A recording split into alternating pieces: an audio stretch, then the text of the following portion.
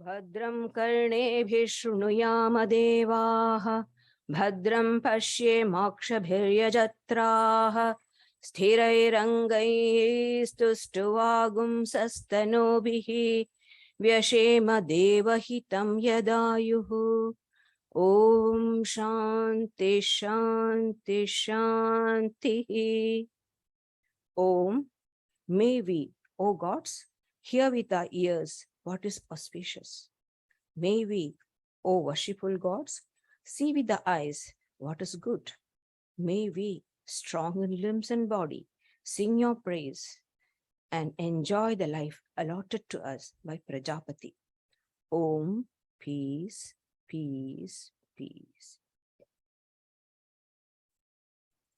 In our last study of the Mundaka Upanishad, we saw the Upanishad in a exuberance of joy, telling us Brahman is in front, back, to your right, to your left, below, above. In fact, you're pervaded in and out to Brahman.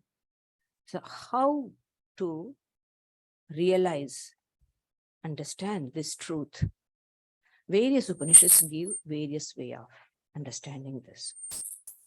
The Upanishads, like Katha Upanishad, the chariot imagery, or the banyan tree, these are some of the examples they take and they explain. Here, in this Upanishad, the example of two birds have been given. The first mantra, I'll read in the Sanskrit. Dva suparna sayuja sakhaya samanam vriksham parishasva jate tayoranya pippalam swadyatya anashnan anyo abhichakashiti. Two birds, united always and known by the same name, closely cling to the same tree. One of them eats the sweet fruits and the other looks on without eating. Dva suparna, two birds of beautiful plumage. The birds referred to is the Jivatman, the individual self, and the Paramatman, supreme self. Don't get frightened about the, oh, okay. Okay. Okay. So don't get frightened about the Sanskrit words. Jivatman means the individual soul. We saw in the Upanishad, Katha Upanishad, the chariot imagery. There's the master of the chariot sitting inside, and it's driven by a charioteer in whose hand there is the reins, and these reins control the 5 horses, and the horses are on the road. So the sense objects, sense organs, mind, intellect, and the ego called, this is my chariot. I am driving, I'm the master. This is called as the sum total of all this combination, sanghata. One who has the identification with the body, mind, senses, intellect. That person, that ego is called as individualized self. Both of the same name, because the consciousness is fundamental in both of them. There is one bird which is eating, and the other bird majestically sitting in its own majesty. The individualized self, in its association with ignorance, desires, action, and the fruit of action. Ignorance of what? Ignorance of its own nature. Naturally, when we don't have the knowledge of our true nature, we identify ourselves with this body-mind complex. We are human beings. We are here to enjoy. As a matter of course, naturally, we follow the instinct of the body. So, desires With the attachment comes, with the identification with the body comes the desire to enjoy the body. And with the desire of enjoyment, you have to work for it. Action comes, and action has reaction. There is fruit of actions will come. So this, it's a chain. It just goes on. And all the time, it's not a very pleasant thing to eat the fruits. So, but the pure consciousness, which is the other bird sitting on the top, is the Lord himself, who is eternally free, pure, illumined, and is the master and the controller of ignorance, avidya.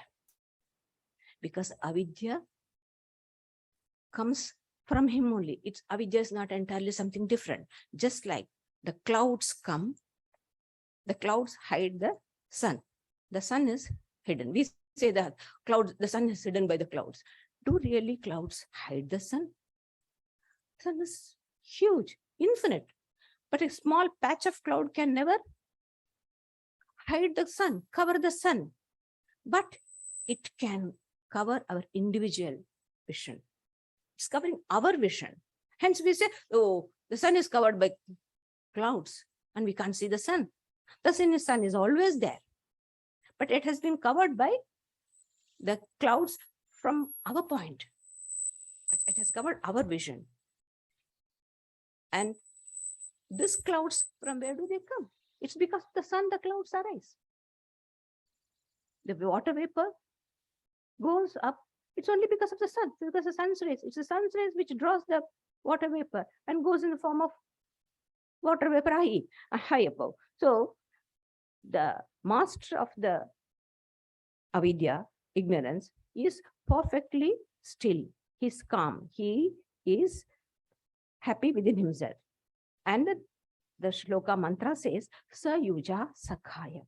They are united always together. Always. They're inseparable. Like the reality and shadow. If there is an object, its shadow is bound to come. Look at this. There is this computer, the shadow is here. The shadow, it's like that. You cannot think of shadow without reality. And if there is a reality, there will be a shadow. So they are like object and its reflection. And where do they perch on? They perch on the same tree. In the same same tree, and are closely united. Here, the body is compared to tree. Why? Tree has, you plant a tree, it grows, it bears fruit, it stays for some time, and it dies. So the evanescence of the objects of the body, to show that they are comparing the body to a tree. The body has come into existence. It stays for some time and then it goes.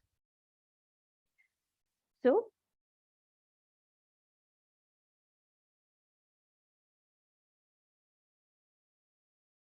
in this body called tree, the two birds are eating the fruits. The one bird is sitting quietly. The other one is enjoying. The individual self, due to its association with the ignorance, desires, actions, and the fruit of actions, has what we call in Dehatma Buddhi, means the idea that I am, the body is the Atman. The Atman is associated with so much with the body, have no other idea. There is something other than the matter.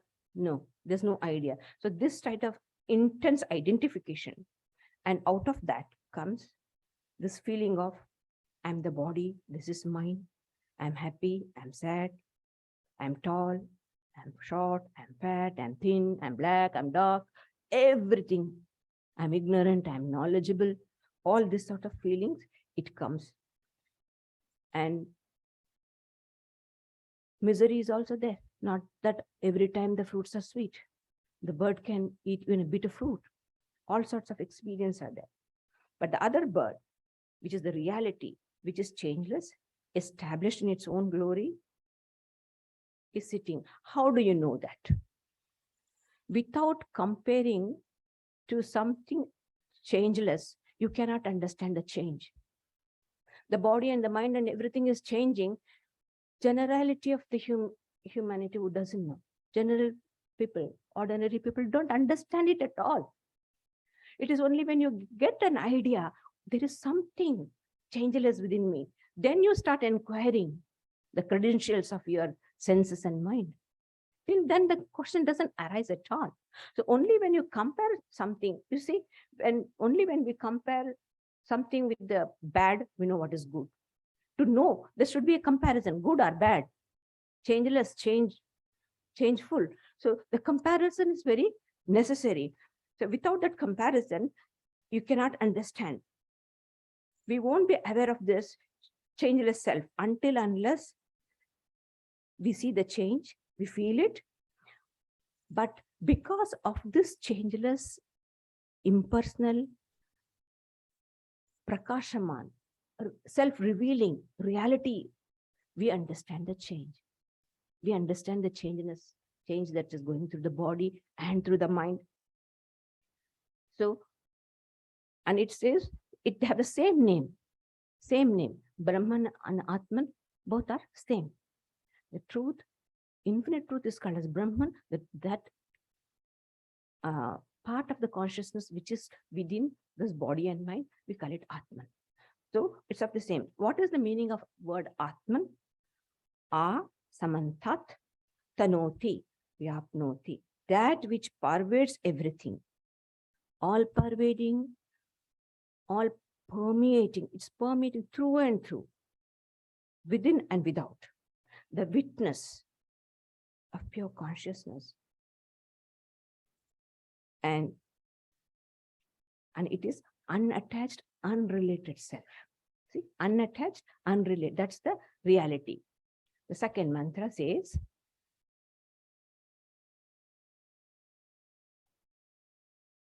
it's there. Samane vrikshe purusho nimagno anishaya shochiti muhyamanaha jushtam yada pasyatyanyamesham asya mahimanamiti vita shokaha. Seated on the same tree, the jiva mourns, bewildered by his importance. But when he beholds the other, the Lord, worshipped by all, and his glory, he then becomes free from grief. The enjoyer bird, the lower bird, the jiva, is drowned in worldliness because of its identification with the ignorance, desire, action, and reaction. So it goes through unending suffering, unending pain. Of course, there's a little bit of joy, some sauce or sprinkled. So sauce of pleasure. It's sprinkled. So otherwise it's all pain. Why does it happen? Because of its doership and enjoyership. Sri Ramakrishna says, the suffering of the jiva is only because of the two things, kartritva and bhoktritva, the doership and the enjoyership. I do the action. I am the owner of this. I do the action and I reap the fruits. Whatever might be the action, good or bad, joy or pain, whatever it is. So these are the two things. And because of this, it loses its freedom. Because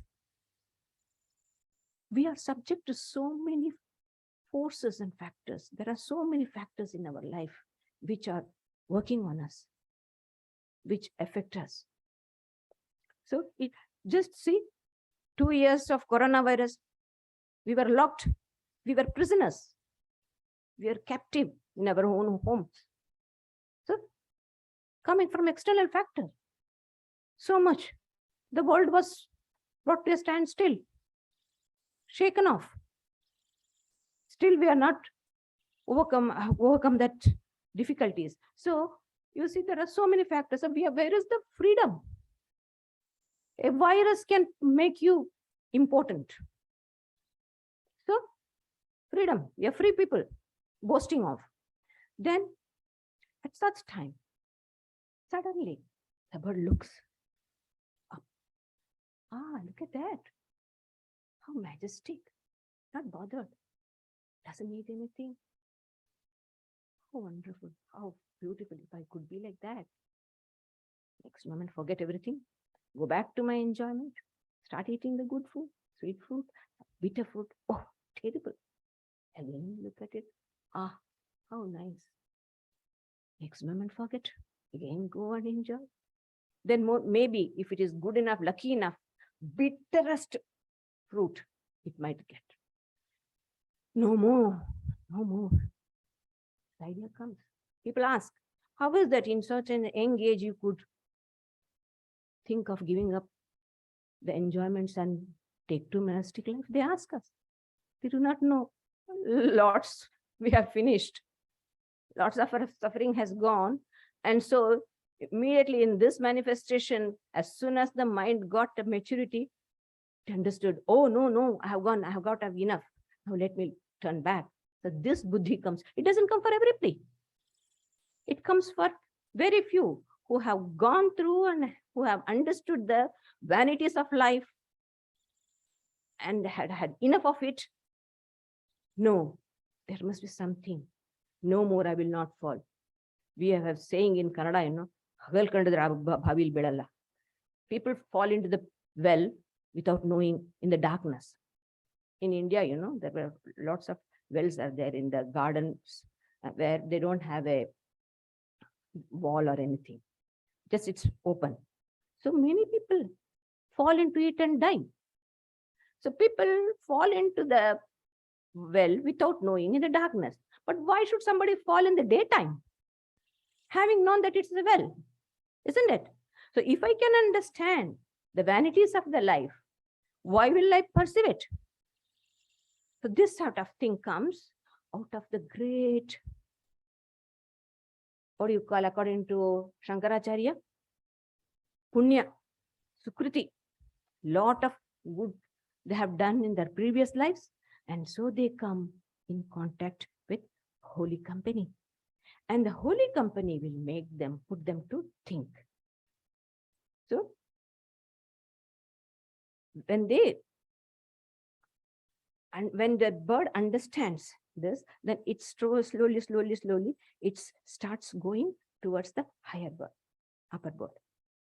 And then when it comes sufficiently close to it, then it is surprised. It wonders. It finds that they both are same. Rather, there is no two birds at all. Then its separateness falls off. It realizes that all the while it thought as a separate, different bird and was fascinated by all this illusion was in truth non-different from itself. That bird was not at all there. It was always one. And with the virtue of this knowledge comes the glory of the Lord is nothing but my own glory. So the meaning of this mantra is, as long as we think that we are different from God, we are bound to think of ourselves as the doers of action and naturally the enjoyer of actions, be it good or bad.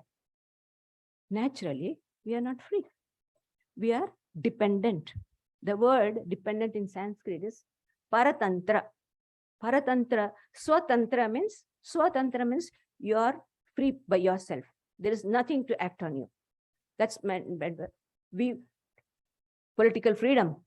We want swatantra. In Sanskrit, we say swatantra. We want our freedom because we will work out our own things, not someone else. We were slaves.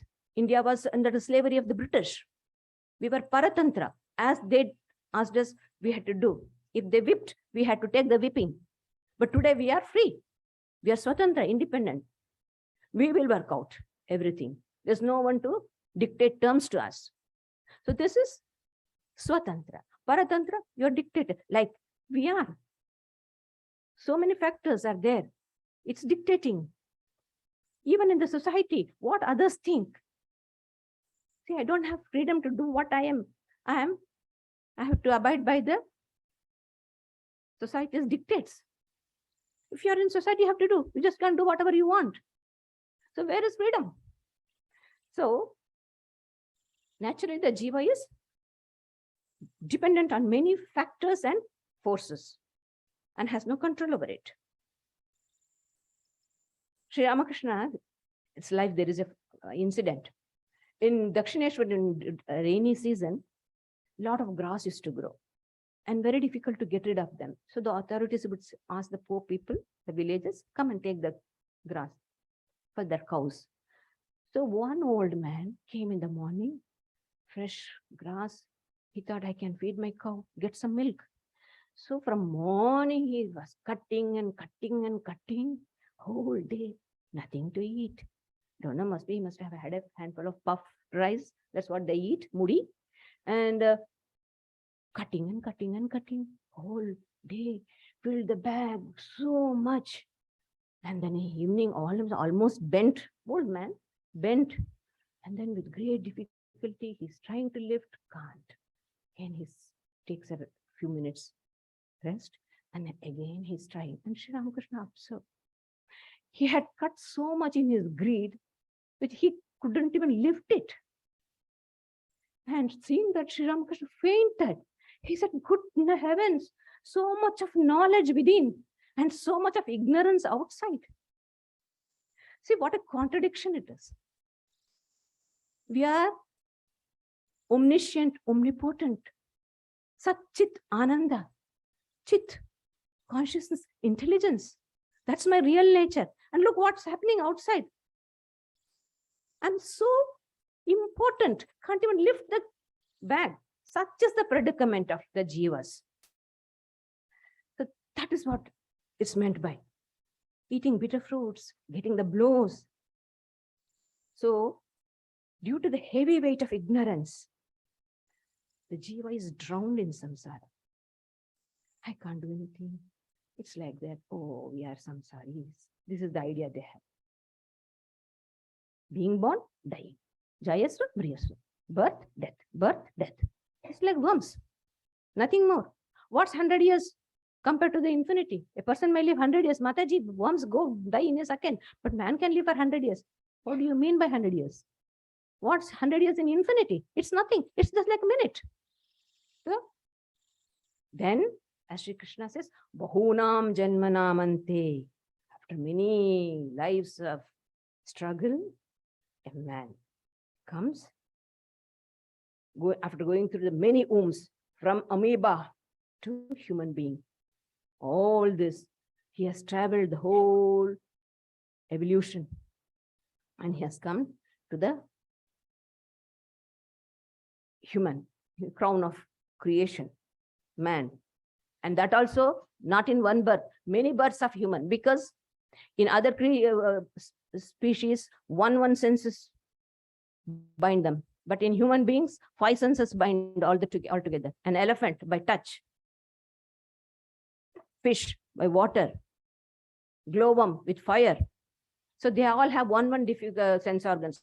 But we human beings have 5 sense organs, completely drowned. So with great difficulty, when he comes to the human and goes through many human births and does good acts, liberates himself from his selfishness, thinks of others, then the aspirant understands that he is the unworldly self, pure, all-pervading. Furthermore, the aspirant understands whatever exists in this world is my own glory. If one can free oneself from the sense of this doership and enjoyership, only then we can overcome sorrow. If there is no enjoyer, there is no karma phala. The results are coming and there is no enjoyer. I don't have the idea that I'm the doer. I'm the enjoyer. What will the fruits of action, what will it come? It will go back to the universe itself. So, because of sorrow, happiness belongs to the body and mind. So when a person has this feeling and the pure consciousness, one who feels like this has overcome sorrow. Vita Shoka.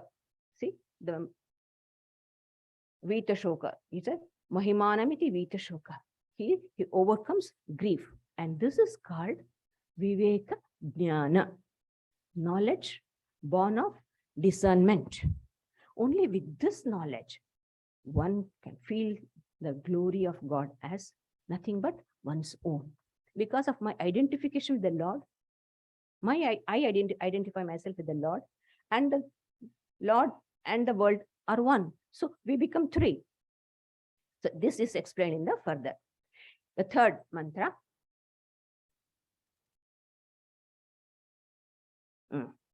Yada pashyate rukmavarnam kartaramisham purusham brahma yonim tada vidwan punya pape vidhuya niranjana parama samyam upaiti.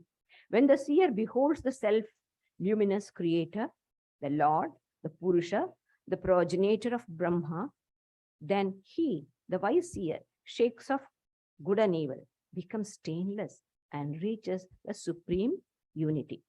This is very easy to explain from the point of dualistic conception. The Lord is great. I'm a jiva, I'm an ordinary person. So when I had the vision of God, so God will free me. This is the general idea all the ordinary people have. But we are describing, or we are trying to understand this from the standpoint of Advaita. So there is a difficulty. So in the two previous mantras, we saw that the Lord does not enjoy either the sweet or bitter fruits, and he remains as witness. The spiritual aspirant realizes this Shuddha Brahma, the supreme pure self, recognizes his oneness with him, and knows that this whole universe is nothing but the glory of the Lord, who is nothing but his own self. Then, by the virtue of this experience, that the notion that I am the doer, I am the enjoyer, vanishes from the consciousness of the aspirant. Not only that, he becomes, and because of that, his oneness with the Lord, he feels the world as his glory. This is according to Advaita. But the mantra does not say directly that. And then you may ask, how did the Advaitin get this idea? The explanation is, if you know the truth, all differences will vanish. So the finite self will attain oneness with the infinite. Then there remains nothing to attain. If I can get the infinite, what is there else to attain? In the Gita, he says, Yam labdhva chaparam labham manyate nadhikam tattah. After attaining which, one doesn't feel that there's nothing, is there anything else to be attained. You have got the very source of enjoyment is within you. Where do you go? Why do you seek? It doesn't. So you don't seek anything outside. There's nothing to be attained, or nothing is there that you have not attained. There is no sorrow for not attaining something. There is no elation of being attaining something. Everything is one infinite self. So this statement is correct from the standpoint of Advaita. Supposing the world is different from me, then I will naturally have many things to attain, and many things that I have not attained. I have attained something, I have not. These things will happen. And so according to that, there will be my joys, and there will be my lamenting over not attaining some success. Suppose I have known that the Lord and his glory, what is that to me? If Lord is great, people say, God is great. Hi, if God is great, what is that to me? Have you become great? How do you become great?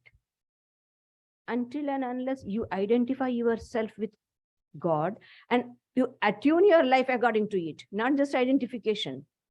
My life should prove that. Those qualities have to come within me. I should make it my second nature. So I start practicing those things. There is two things. Sadhya, sadhana. First we started with sadhana, with effort. We put effort to get it. And when we get it, we know that we have already had that. We had forgotten, so we had to work on it. And We don't have to further work. It becomes spontaneous. So spontaneity is the result of the sadhana. No more somebody has to tell me, hey, you should speak the truth. You should speak the truth. No. I'm naturally truthful. Nothing, I do not know anything different other than that. I don't know to see two things, speak one, do one. No. Spontaneously we become. There is no force on it. So this is spontaneity. So just knowing that Lord is great won't do. I will not be getting rid of my creatureliness. In order to know that, I have to identify myself with the Lord and the Lord with the world. All these three has to go together. The world, Lord, and me are one and the same reality, the triangle. So then I know this whole world has come out of me. It rests in me. Apart from me, there is no existence for any of these things outside. This knowledge comes. So if I know that I'm a pervading being, that there is nothing apart from me, then there is nothing to gain, nothing to lose. So this is then the idea of kartritva and bhoktritva, which is the very cause of my suffering, vanishes. When I realize my oneness or my non-difference with the Parameshwara, the Lord, who is the cause of this creation, sustentation, and dissolution of this whole universe. That very moment, the moment I identify myself with that very moment, I'll feel this whole world as mine, my glory. Like the other bird that was in that, it had imagined that it has a separate existence, but its existence very much depends upon the other bird, the Supreme Lord. Thus, it overcomes the sorrow. So here in the mantra, it says, Rukma Varnam, of golden hue, luminous, self-luminous, creator of golden hue. Brahman is beyond gunas, beyond description. Then how do you say golden hue? It means that Brahman doesn't need any other luminosity to reveal itself. We don't take a candle out and go and say, oh, whether the sun is there. We don't do that. Sun is self-revealing. He is there. In his light, everything is bright. So like that, Brahman doesn't need any luminosity, other luminosity to reveal. So that is why it's called as luminous, it is mentioned. And not only that, in its luminosity only, everything else is functioning. The body, the mind, and not only that, the sun and the moon and the stars. Because we know none of them are self-luminous. The sun had a birth. It's burning out its power. One day it will die. We know it.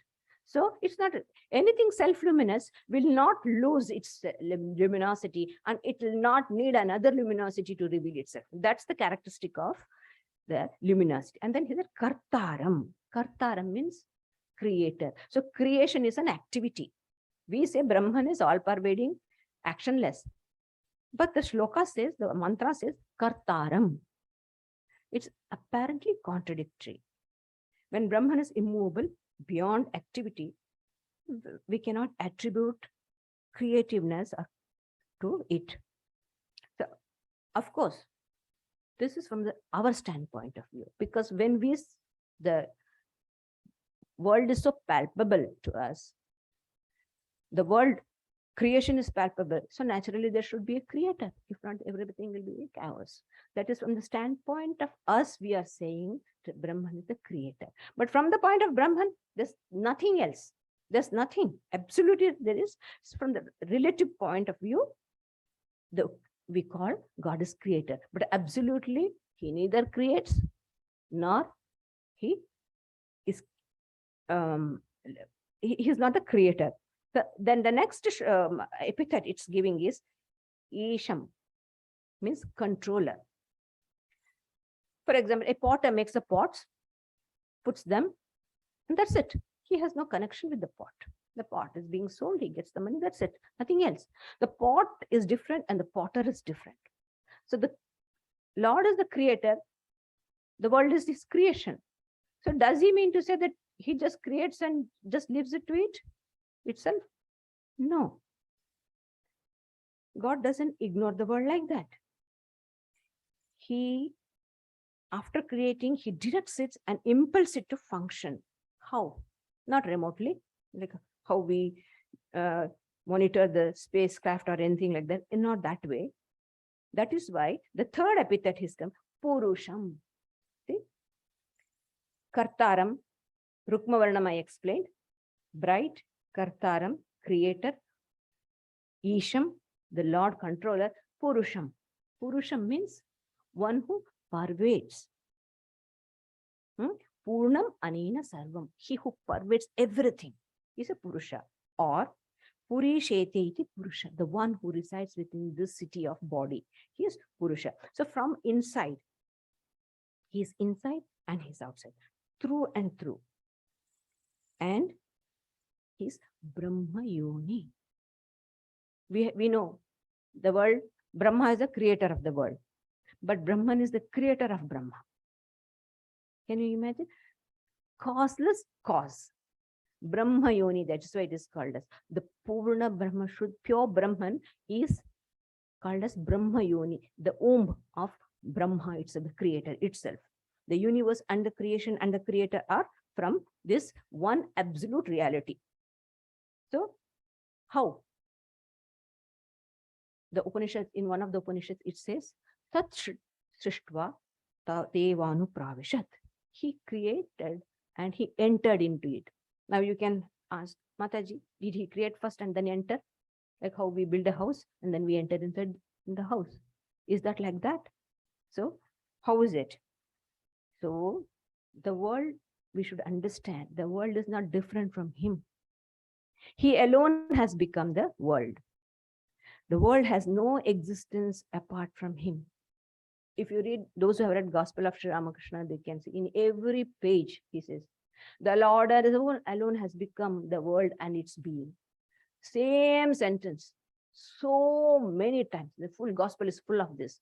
He alone has become the world and its being in the 24 cosmic elements. So this, he alone, the world is not different from him. Lord alone has become the world. The world has no existence apart from him. So the act of creation and his entering is not two different things in the, it's not a two different acts in the events, in the time, but it is simultaneous. Just like we say, we know the clay is the cause of a pot, clay pot. So the clay is the cause. Do you mean to say with the clay, first the pot came into existence, then the clay went in it? No. The moment the pot came, the clay is also there. It's a simultaneous activity. So Brahman is the cause of the universe only from the standpoint of our relativity. Other than that, Brahman is absolute. So when a sadhaka, a aspirant knows this, he is freed from punya pape vidhuya, freed from the sense of merits and demerits, and niranjana paramam samyam upaiti, and attains absolute purity through supreme unity, becomes one. So this supreme unity is called as attainment of Brahmanhood, Brahma Swarupata, attaining the Brahman nature. We realize our infinite non-dual nature. We have to understand here very clearly how one can attain oneness by knowing the maker of the universe. If we can realize oneness of Brahman, or the maker of the universe, and the Brahman, the worshipper, the worshipped, and the universe are one and the same. Jnanam, Jnaya, Jnata. Knowledge, knower, and known. These three are, when they become one, this is called as the breaking of the Triputi Bheda, we say in the Vedanta. 3. Knowledge, knower, known. These three becomes one, then only we will attain this supreme oneness. And this Advaitic vision, once we are established in this Advaitic vision. For such a person, there is no doership, there is no enjoyership. So there is no question of merits and demerits at all. There's one infinite pure consciousness he feels within him. Swamiji said in the song of the sannyas, the last one, thus day by day, the karma's power spent, then releases soul. So neither not I, nor thou, nor God. The I has become all, and all is I. And thou art there. Sannyas in bold, Om Tat Sat Om. So this is the Advaitic vision. The fourth mantra says, so the Upanishad is trying to inculcate this idea deep. So the same ideas will be repeated. But repetition is not an error in such holy scriptures. The Shruti, I always say, Mother Shruti, like a fond mother, keeps on telling us, you are not that, you are this, you behave like this, you know. People coming from very high, very noble royal families, if they misbehave, that's what do you call? That shows they don't understand the greatness of their pedigree. So we have to always remember. So this is, so why should I behave like a creature? I am infinite Atman. So this sort of morality comes. And Swamiji says, what is morality? Attuning one's individual life to infinite. That is morality. Attuning our ideas, our life to this infinite ideas and manifesting those ideas in our life. That is the highest morality. So prano esha ya sarva bhutair vibhati vijanan vidwan bhavate nati bahati atma krida atma rathi kriyavan esha brahmavidam varishtah. He indeed is prana. He shines forth variously in all beings. The wise man who knows him does not babble, reveling in the self, delighting in the self, performing actions. He is the foremost among the knowers of Brahman. So here, Brahman is identified with prana because in the Upanishad one, Kena Upanishad says, pranasya pranaha. He is the prana of the prana. The prana animates this body. He animates the prana itself. The prana is functioning in me, but he is the one who energizes the prana. So pranasya pranaha. So this life that animates the vital forces, he animates that force itself. The person who has realized his oneness with the self, such a person does not become talkative, showing off infinite, many knowledge. So Sri Ramakrishna says, many knowledge is no knowledge. Knowledge of the one is the true knowledge. Thomas A. Kempis says in his Imitation of Christ, if you know everything in the world, all sciences, but you do not know the science of God, the science of yourself, what is of that? What's the use of that? What are you going to answer? We will not be questioned about not knowing physics or chemistry. But if I do not know the basic values of my life, and if I don't live by it, it's a shame on me. Isn't it? So such a person doesn't speak because for such a person, everything has become one. There are too many things. We who know everything other than the self, we know many not self. Oh, we know so many topics. We can talk with anybody in any topic. For a long time, we can discuss. And we excel people. We know so many things. Ask such a person, what do you know about yourself? Who are you? Where did you come from? Where are you going? Where are your beloveds now? Whom you considered, from whom you came from? Where are they? No, absolutely nothing. Swami Ranganathananda used to say, many scientists he has spoken, very good people, very nice, but absolutely zero knowledge about themselves. They have told him, we don't know what will happen to us, where we go. No idea of where I came from, where I go. Still boasting of the knowledge. Now, I have nothing to tell against them. But what the mantra says is talking too many things. Doesn't know the fundamental thing.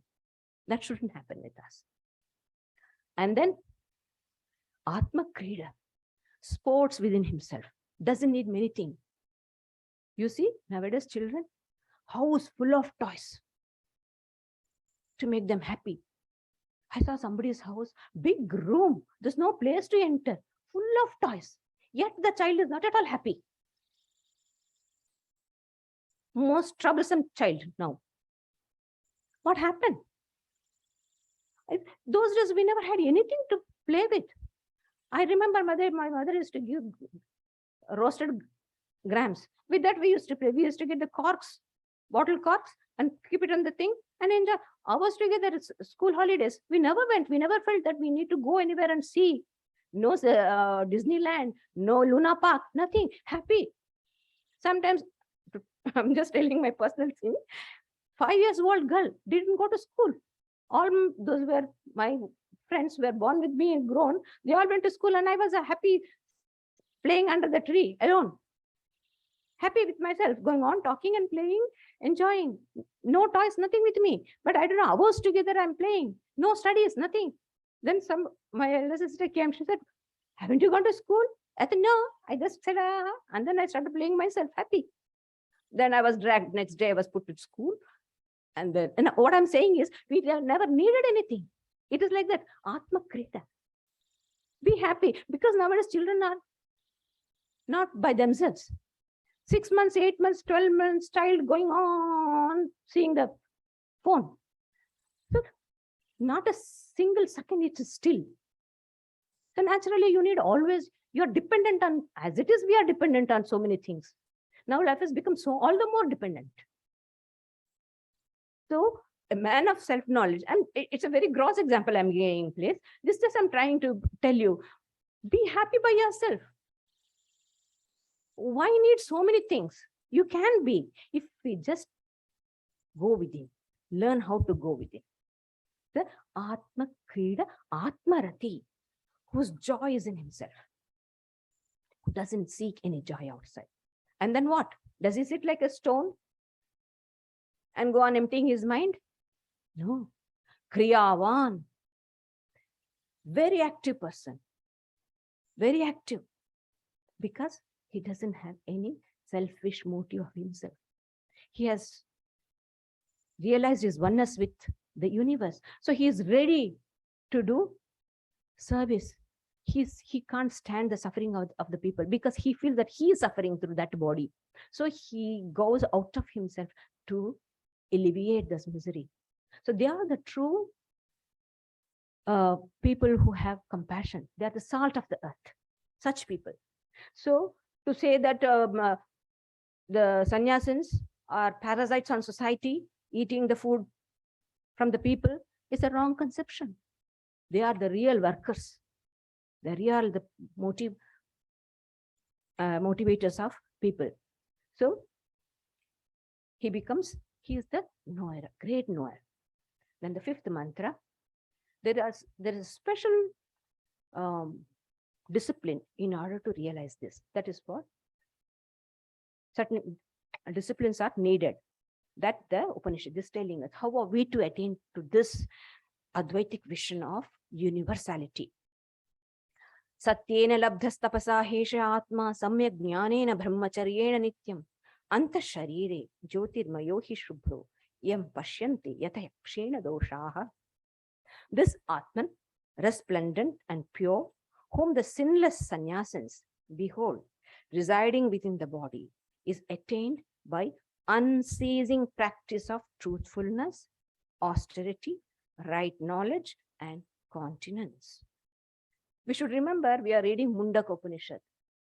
This Upanishad is read by those people who have shaven their head.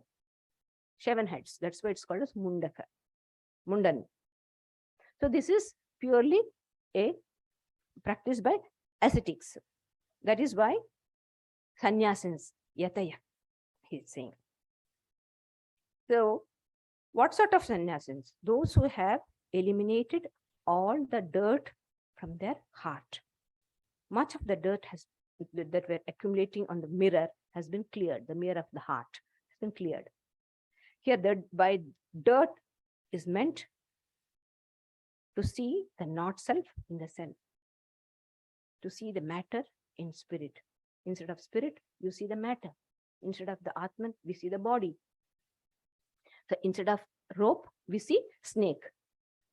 So this is the dirt. And those who have cleared this dirt are kshina doshaha. Their dosha has been cleared. And yataya, who are they? They are yatis. That is sannyasis.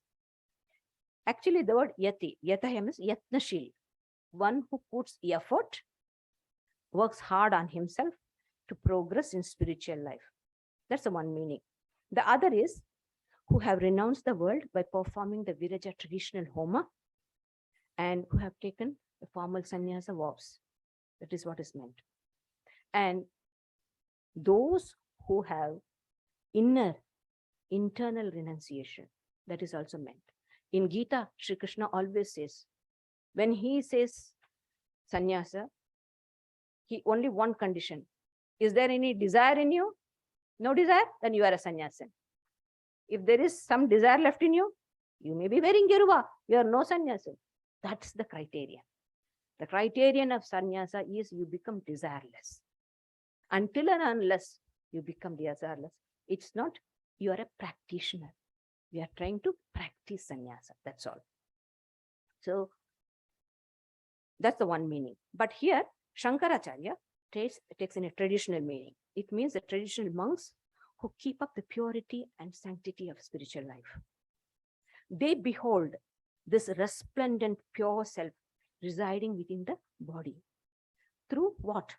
Through constant, unceasing practice. Not couple of days, couple of weeks, couple of months, a couple of years. No. Unceasing. Nitya. Always. What? Truthfulness. Truthfulness of thought, word, deed. In order to realize Brahman, which is the supreme reality, one has to free oneself from falsehood, deceit. And as Sri Ramakrishna used to say, Bhaver ghare churi nahi. No theft in the mind. And then, first is truthfulness, second is tapasya, austerity. Austerity of what? Not standing on one feet, not eating, torturing the body. Those are not austerities. True austerity means manasascha indriyanam aikagrim paramam tapa. Concentration of the mind and the senses. Not allowing the mind to go towards the sense objects and directing it to the Atman. That is the tapasya. Constant. Sri Krishna says in the Bhagavad Gita, Eto manas charati tatastato niyametat atmanneva vasham namyet. Bring it back. Whenever the mind goes other, bring it. This uparati, constantly bringing the mind back to the object of meditation. That is the tapasya. And brahmacharya, control of the senses and calmness of the mind, is the general meaning of brahmacharya. But especially here it means the controlling of sex instinct. The seventh mantra. Sixth mantra. Satyameva jayate nanratam satyena pantha vitato devayanah yen akramantyo vishaya haptakama yatra dat satyasya paramam nidhanam. Satyameva jayate. This is India's national motto. In our parliament, there is this four-faced lion. The emblem is there. Under that it is written. It's written in the Devanagari script. Satyameva jayate. So this is the ideal the sages of India have held before us. And truly, if we study the history of India, India has been very faithful to this ideal. When we see study the history, we never went outside us. to steal anybody's wealth. We never even put our eyes, greedy eyes, on anybody's wealth or the land. We never went to grab anybody's land like rats grabbing how the nations do now. No, India never did that. Very child of the rishis, children of rishis. Swamiji said, Amritasya Putra, we are the children of immortality. So I feel so happy when I read this. Satyam eva Jayate, Nanrata. Truth alone triumphs, not falsehood. By truth, the path is laid out, the ways of the gods, on which the seers, whose every desire is satisfied, proceed to the highest abode of the true. Oh, it's getting late. Anyway, Sri Ramakrishna was very particular about this truthfulness. He never allowed his disciples even to speak falsehood, even in joke. Just to speak a fib, he wouldn't allow them. Because he said, those who hold on to truth in all its aspects, in thought, word, deed, they will attain the supreme ideal, the Lord, whose nature is truth itself. So Devayana, the path towards divinity, in going towards spirituality, is laid with truthfulness. Devayana also means going to heaven. There are two paths, Devayana and Pitriyana. Those disinterested, unselfish, spiritually leading people, spiritual life who have led, and when they pass on, if they have not attained this Sadhyo Mukti in this body itself, if they have not attained to that, they will go to highest heaven called as Brahmaloka. From there, in time, they will attain to the reality. This is called as Krama Mukti, gradual liberation. And Pitriyana is those people who do good works with a motive. Maybe it's good to do good to others, because there's a saying, if you do dharma, dharma will protect you. Dharmam talikakom, they say. If you do good, that result will help you. So that means you have a desire, you aim at the results. So you're back. So you go, you enjoy, and you come back. Like how Sri Krishna says in the Bhagavad Gita, Kshine Punye Martya Lokam Vishanti. After that enjoyment of that results, or you may come here and get a better result, and then you present. But that is coming and going. But whereas this Devayana, once you go, after some time, you will be liberated. You will not come back. So that's the idea. And Apta Kama. There are three words in Vedanta. Akama, Atma Kama, Apta Kama, Akama. So I love the self. In the self, all my desires are fulfilled and I become desireless. So these three go. And he attains to supreme Nidhanam, the abode of truth. Sri Krishna says in the Bhagavad Gita, I am the Gati, Bharta, Prabhu, Sakshi, Nivasa, Sharanam, Suhrit. I am the Nivasa, I am the abode, and I am the Suhrit. Here say the two words are friendly. Suhrit, friends. So the Paramatman is our friend. He is always with us. So we become one. Then the seventh mantra. The nature of the Atman is being explained. Brihat Brihatcha divyam achintya rupam suksmashcha tat sukshmataram vibhati durat sudure tadihanti kecha pashyat sihaiva nihitam khayam. That Brahman shines forth, vast, self-luminous, inconceivable, subtler than the subtle. He is far beyond what is far, and yet here, very near at hand. Verily, he is seen here, dwelling in the cave of the heart of conscious beings. Vast means all-pervading, unlimited, beginningless, endless, present everywhere, pervading through and through. This is how we understand the nature of Brahman. The Shruti is trying to explain us as much as it can. And Divyam, effulgent, the nature, it's of the nature of effulgence.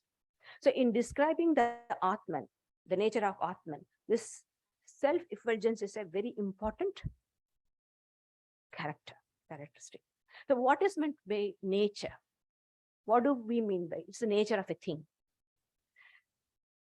That is a certain specific character which is only in that, not in anything else. That's how we differentiate the character. The character of the fire is to burn. The character of the liquid is to wet. The fire will not wet. The water will not burn until the water is boiling. So the character of a particular thing is called as the nature of a thing. So luminosity is the very nature of the Atman. It's not a quality, because quality will come and quality will go. It can, but it is the very nature of the Atman. Then it is inconceivable, because the mind can conceive whatever the senses show. What the senses can reveal, the mind can understand only that it can comprehend. That which cannot be comprehended by senses cannot be comprehended by the mind too. So hence, it is inconceivable and subtler than the subtler, subtler than the atom. And durat sudure, far beyond what is far.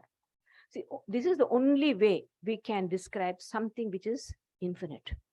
That which is subtle, all pervading, only that, like a space, only that can be far and the near simultaneously. So where is it? Is it very far? No, it's near. Where? Dwelling in the cave of the heart.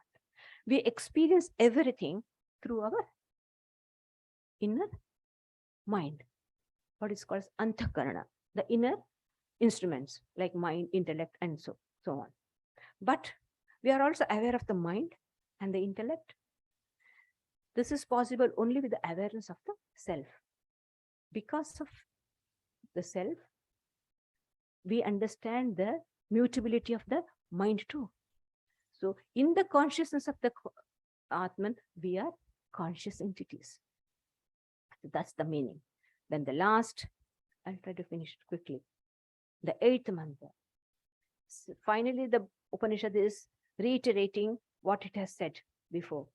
Na chakshusha grihyate na pivacha nanyir devai tapasa karmana va jnana prasadena vishuddha sattva statastutam pashyate nishkalam dhyayamana. There's a special discipline now. The general discipline was truthfulness, austerity, and what was it? Satya, tapasa, knowledge, and continence. This was the 4. Now a special discipline is given to understand, grasp the Brahman. What is that?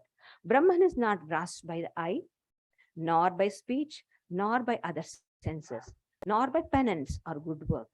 A man becomes pure through serenity of intellect. Thereupon, in meditation, he beholds him who is without parts. So in the previous mantras, we learned that the Atman dwells in the cave of the heart. How are we to experience it? So he says the eyes cannot grasp it. Eyes means organ of perception, jnanendriya, organ of perception. Eyes, ears, nose, skin, tongue, nothing. Through this, we get the knowledge, isn't it?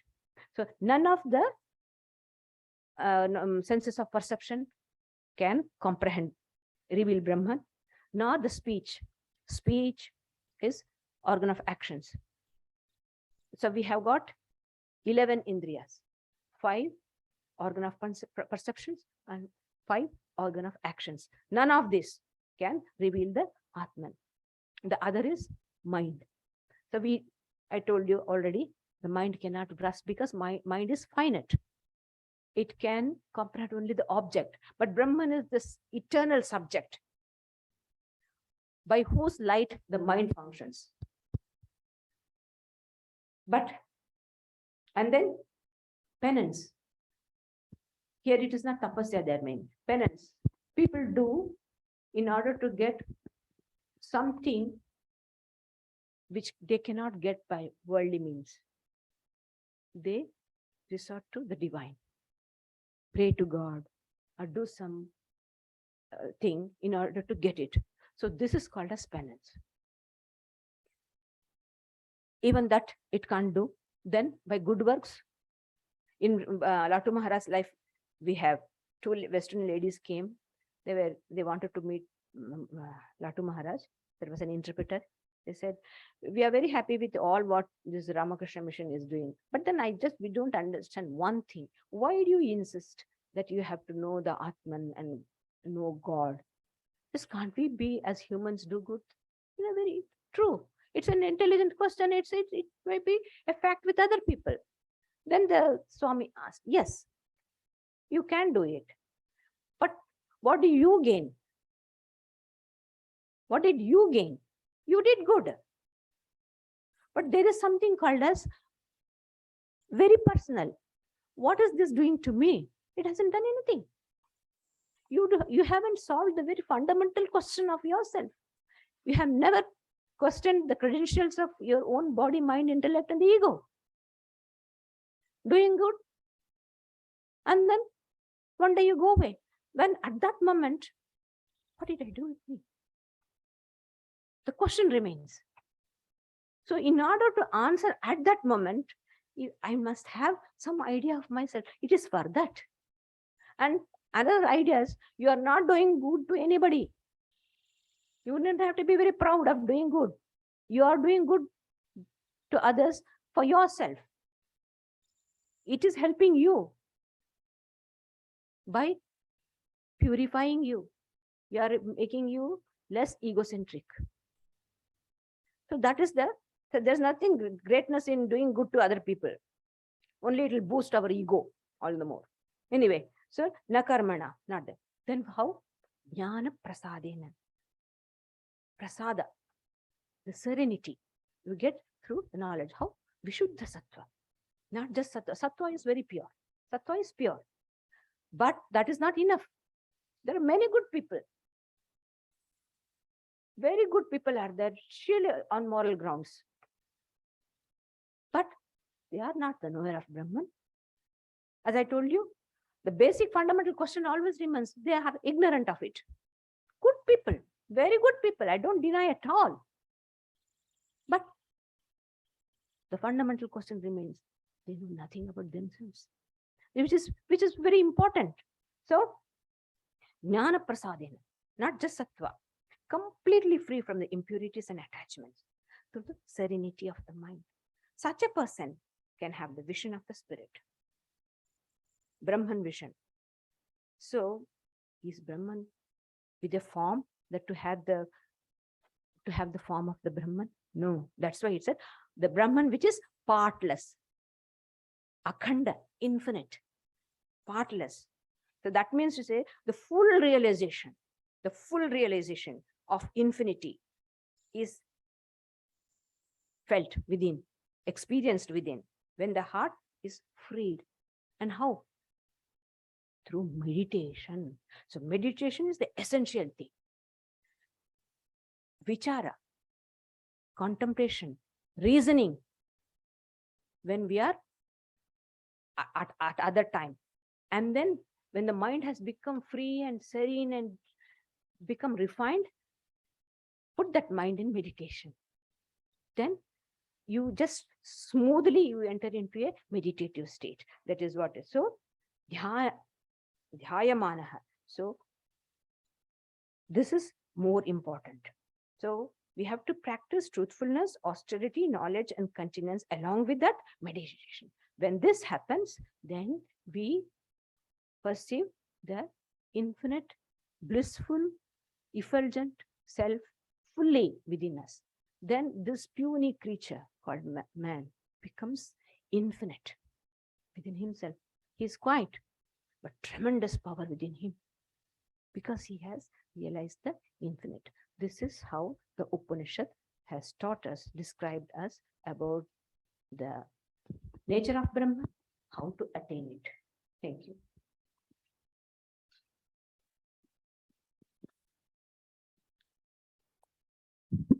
So there's time for some questions, answers, discussion. We'll pass the mic around.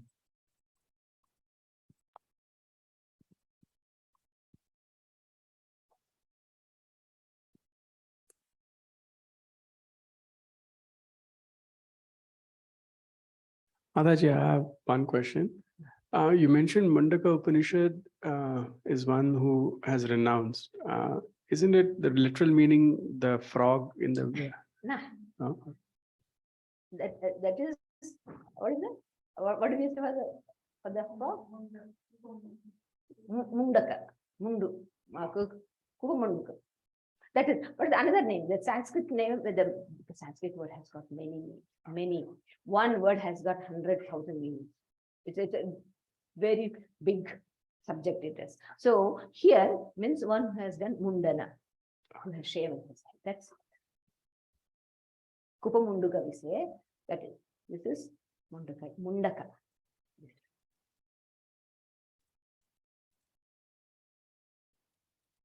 Anything else? Nothing much, because we have dealt with as clearly as possible. Good. Nothing more? Okay. All right. No further questions. So just a few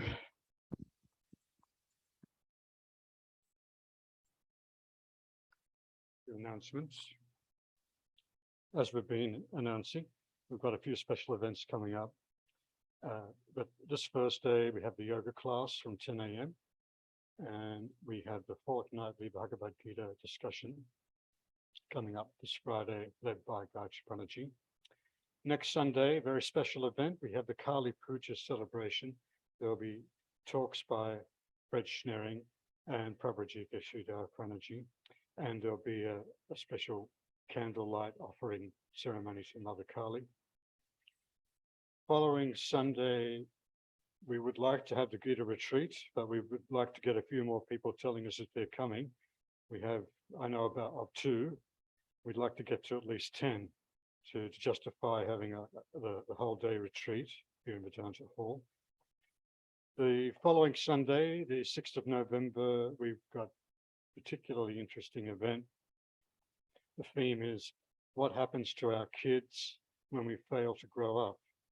And that'll be a discussion between Maggie Hamilton, the best-selling author of that book, and our good friend Walter Mason.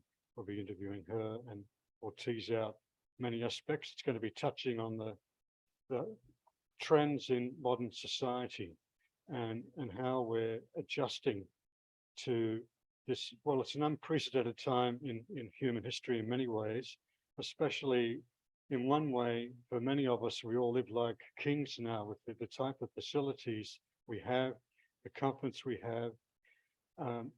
Maybe I won't try and read Maggie Hamilton's mind too much, but maybe we're getting a bit too soft. She might put it that way. We're needing a little bit of toughening up, perhaps, amongst other things. We have donation plate and donation box, and we always welcome your help in that way. And certainly love to see you over these, especially these next few weeks before these special events.